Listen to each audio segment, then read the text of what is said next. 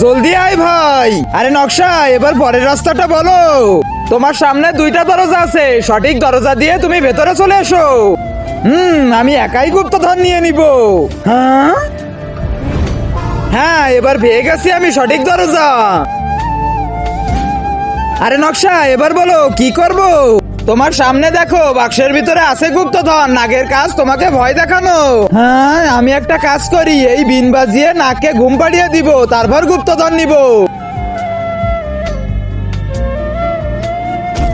এবার জলদি জলদি পালাই। পালাও।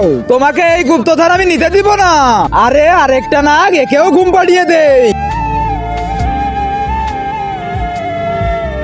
হ্যাঁ, আরে এ এখনো ঘুম পড়ছে না কেন? ও আমার মতো ঘুমাবে না কেন? তার আগে আল্লাহকে ভালোবেসে থাকলে ভিডিওটাতে লাইক দিয়ে চ্যানেলটাকে সাবস্ক্রাইব করে দাও। আজ যদি না করো তাহলে বুঝবো তুমি আল্লাহকে ভালোই বাসো না। কমেন্টে বলে যাও আই লাভ আল্লাহ।